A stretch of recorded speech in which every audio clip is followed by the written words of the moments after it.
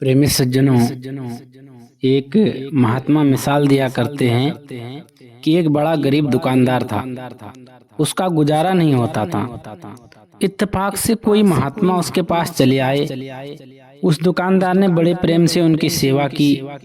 जब महात्मा प्रसन्न हुए तो अर्ज की, मैं गरीब हूँ, मेरा गुजारा नहीं होता, मुझ पर कृपा करो। महात्मा मेहरबान हो गए और कहने लगे कि मेरे पास पारस है, मैं तुम्हें 3 महीने के लिए देता हूँ। इतने समय में जितना चाहो सोना बना लेना। महात्मा तो कृपा करके चले गए, लेकिन जीव के अपने भाग्य भी कुछ होते हैं। गरीब दुकानदार बाजार गया, पूछा कि लोहे का क्या भाव है। लोहे वाले ने कहा कि पहले तो 5 रुपए मन था, अब 9 रुपए मन है। कहता है मुझे घाटे का सौदा नहीं करना। मूर्ख को इतना पता नहीं कि 1 मन सोने का कितना रुपया होता है। कहता है जब 5 रुपए मन होगा तब खरीदूंगा। घर लौट आया। दूसरे महीने फिर बाजार गया और पूछा लोहे का क्या भाव है। दुकानदार ने कहा लाला जी अब तो 18 रुपए मन है। कहता है जब 5 रुपए मन होगा तब खरीदूंगा। तीसरे महीने फिर बाजार गया और पूछा लोहे का क्या भाव है। लोहे का भाव पहले से भी बढ़ गया था। खाली हाथ वापस आ गया। इतने में 3 महीने गुजर गए। उधर महात्मा ने सोचा कि चलो चलें और जाकर अपना पारस ले आएं। उस दुकानदार ने तो बड़े बड़े आलीशान मकान बनवा लिए होंगे, लेकिन जब देखा और देखकर हैरान रह गए। वही टूटी फूटी हुई दुकान, वही पुराना सा मकान। महात्मा अपना पारस लेकर चले गए। यही मिसाल हम पर घटित होती है प्रेमी सज्जनों। मनुष्य जन्म पारस है। महात्मा वो कुल मालिक है जिसने हम पर कृपा करके मनुष्य का जन्म दिया। हमारे अंदर कुल मालिक अकाल पुरुष है। अगर हम अब मनुष्य जन्म में आकर अंदर न गए तो हमसे अधिक खोटे भाग्य वाला कोई नहीं। इसलिए प्रेमी सज्जनों, हमें समझना पड़ेगा, हमें जानना पड़ेगा कि यह मानव जन्म हमारा किस लिए प्राप्त हुआ है। आज हम संसार के आडंबरों में, संसार के ख्यालों में उलझे हुए हैं, लेकिन हम असल में समझ नहीं पा रहे हैं कि सत्य क्या है। सत्य को हम कैसे प्राप्त करें। अपने समय में हमारे इस संसार में, इस धराधाम पर बड़े बड़े बलशाली सूरमा पैदा हुए, लेकिन उन्होंने इस संसार की ही वस्तु इकट्ठी करनी चाहिए। हमारी हालत क्या है? जब हमको पारस रूपी यह शरीर मिल गया जिससे हम परमात्मा प्रकट कर सकते थे, परमात्मा को पाते थे, लेकिन हमने इसे कौड़ी के भाव लगा के रखा है। इसलिए प्रेमी सज्जनों, ये बड़े समझ लेने की बात है। आज हम इस बात को समझ नहीं पा रहे हैं प्रेमी सज्जनों कि यह जो मनुष्य का शरीर मिला हमको, यह बड़ा भाग्य से मिला, लेकिन हम इस संसार की दौलतों को इकट्ठा करने में लगे हुए हैं। सिकंदर आजम, जिसको विश्व विजयी कहते हैं, जब सारी दुनिया को जीतता हुआ सतलुज नदी के पास आया तो फौज ने आगे बढ़ने से इनकार कर दिया। मजबूरी से वापस चला गया और ज्योतियों से पूछा कि मेरी मौत कब होगी। ज्योतिषी समझदार थे।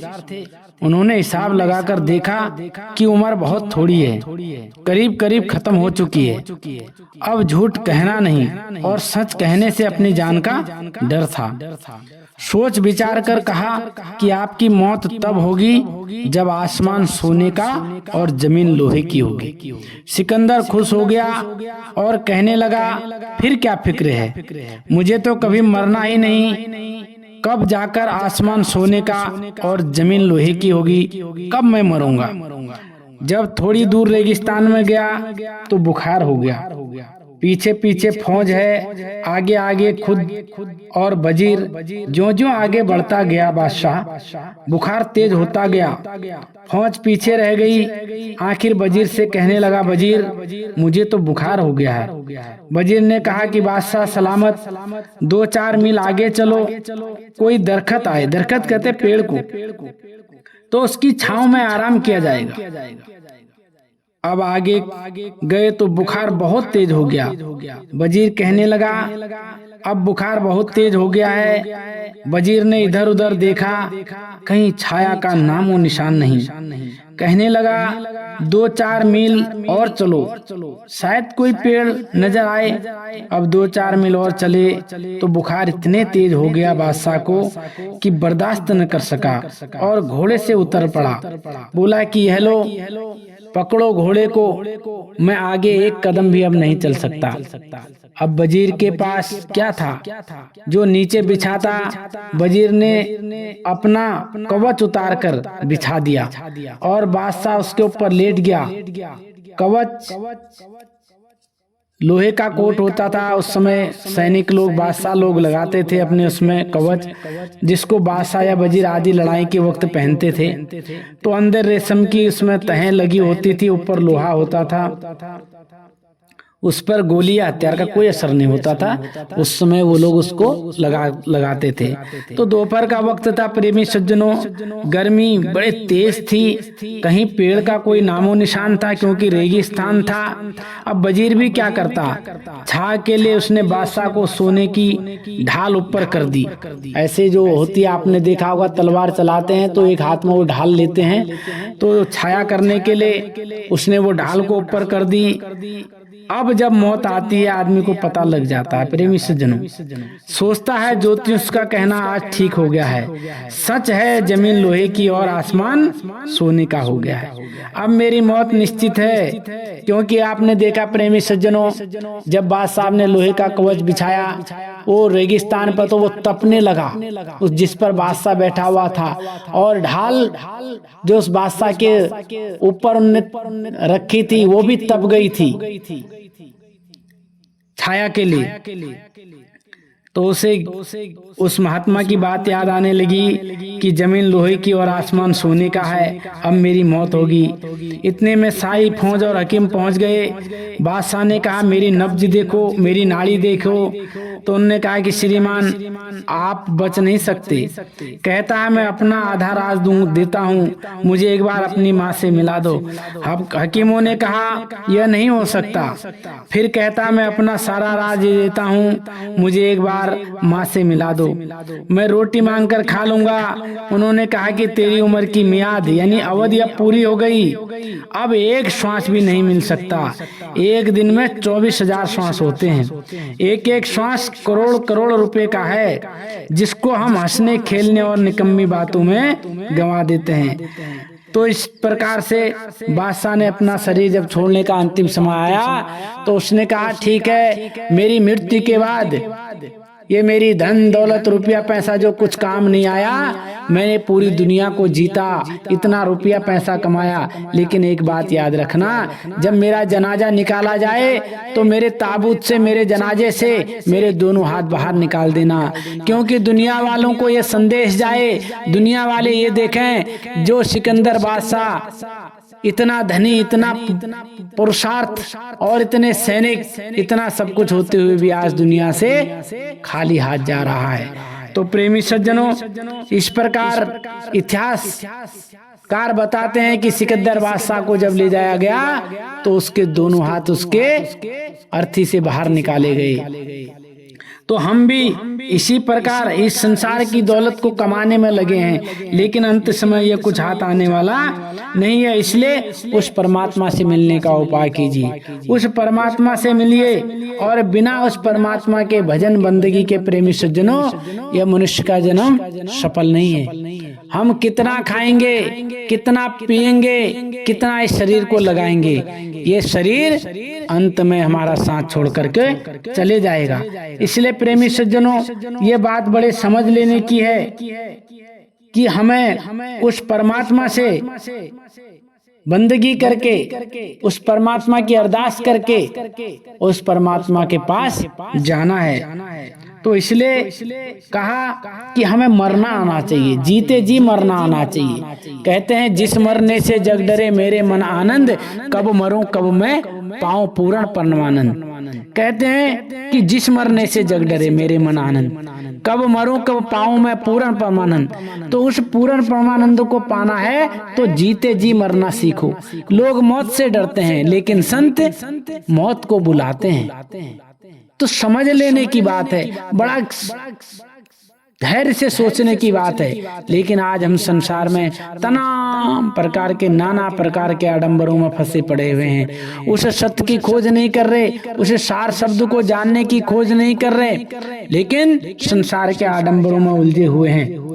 क्यों? हमें लगता है कि संसार की चीजों में ही परमात्मा निहित है, लेकिन प्रेमी सज्जनों, वह परमात्मा संसार की चीजों में निहित नहीं है। वो तो परमात्मा जो है हमारे अंदर है। इसी घट से, आत्म घट में ही वो परमात्मा है और इसी शरीर के द्वारा प्राप्त होगा। केवल मनुष्य शरीर के ही द्वारा प्राप्त होगा।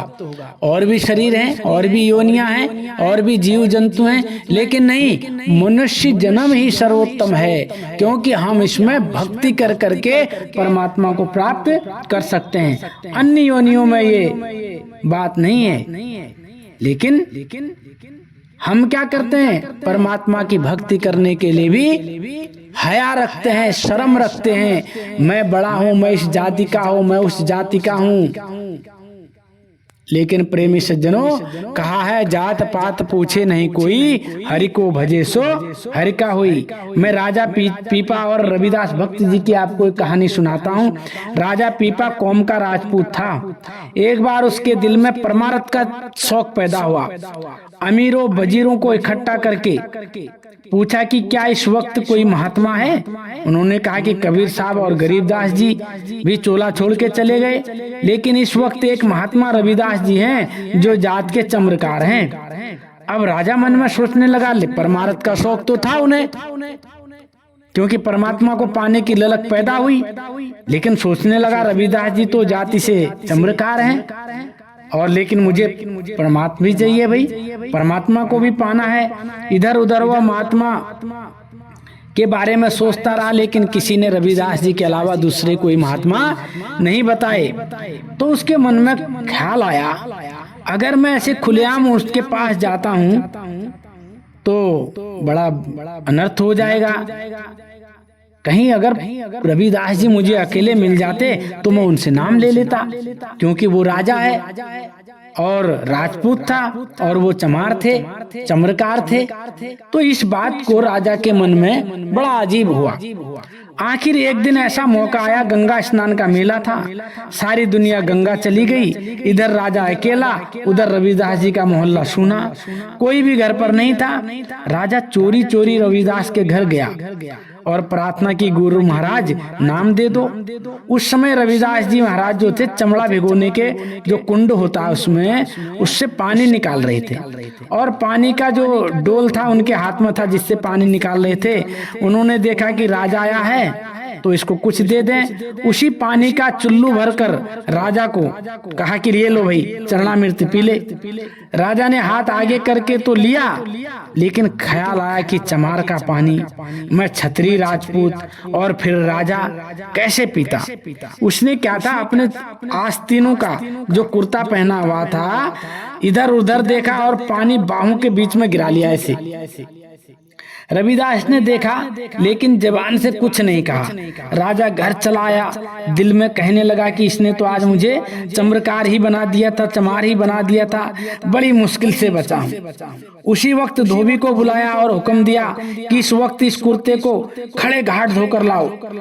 धोबी ले गया और अपनी लड़की से कहा कि कुर्ते की बाहों में को मुंह से लगाकर चूसो ताकि दाग निकल जाए और जल्दी जल्दी साफ हो जाए। यह कहकर धोबी इतने में तो यह कहकर धोबी ने उनको क्या है दे दिया। अब जैसे ही धोबी की बेटी ने उसको पिया छोटी लड़की थी, वो दाग चूसकर थूकने के बजाय, जैसे उसने दाग कुर्ते को पिया तो वो थूकने के बजाय अंदर चला गया, और जैसे ही वो अंदर गया लड़की का पर्दा खुल गया। अब वो ज्ञान ध्यान की बातें करने लगी। होते होते सारे शहर में खबर फैल गई कि एक धोबी की लड़की बड़ी महात्मा है। आखिर राजा तक यह बात पहुंच गई। प्रेमी सज्जनों, दिल में खींच तो बहुत लगी। रात को धीरे धीरे धोबी के घर पहुंचा। लड़की राजा को देखकर हाथ जोड़कर उठ खड़ी हो गई। राजा ने कहा, देख बेटी, मैं तो आपके पास भिखारी बनकर आया हूँ, मंगता बनकर आया हूँ, राजा बनकर नहीं आया। लड़की ने कहा, मैं आपको राजा समझकर नहीं उठी, बल्कि मुझे जो कुछ मिला है आपकी कृपा से मिला। राजा ने हैरान होकर पूछा कि मेरी कृपा से? लड़की ने कहा, जी हाँ, मुझे जो कुछ मिला है आपके कुर्ते से मिला है, और जो भेद था वो आपके कुर्ते में ही था। यह सुनकर राजा पीपा रोने लगा और अपने आप को कोसने लगा कि धैर्य है मेरे राज्य को, धैर्य है मेरे छत्री होने को। छुआछूत तेरा बुरा हो, जिससे मुझ पर पूरा कलंक लगा दिया। मेरा जो मुझे मिलने वाला था वो मेरा सब लूट गया। जब ठोकर लगी तो लोक लाज जात पात की परवाह न करता हुआ सीधा राजा क्या था, रविदास जी के पास पहुंचा। हाथ जोड़कर प्रार्थना की, गुरुदेव वही चरणामृत फिर बख्शो। रविदास ने कहा, अब नहीं। जब तू पहले बार आया था तो मैंने सोचा था कि तू छत्री राजा होकर मुझ चमार के घर आया है, तुझे वह चीज दे दूं जो कभी नष्ट न हो। वह कुंड का पानी नहीं था, अमृत था, सचखंड से आया था। मैंने कहा मैं रोज पीता हूँ, राजा भी पी ले, लेकिन तूने चमड़े का पानी समझकर घृणा की और कुर्ते में गिरा लिया। धोबी की लड़की ने कुर्ते के दाग चूसे और वह महात्मा बन गई। अब मैं तुझे नाम दूंगा, कमाई करके इस दौलत को प्रकट कर लेना। राजा को समझ आ गई, विश्वास हो गया, शौक था, नाम लेकर कमाई की और राजा महात्मा बन गया। राजा पीपा के शब्द गुरु ग्रंथ साहिब में आते हैं कि वह राज्य भी करता था और नाम भी जपता था।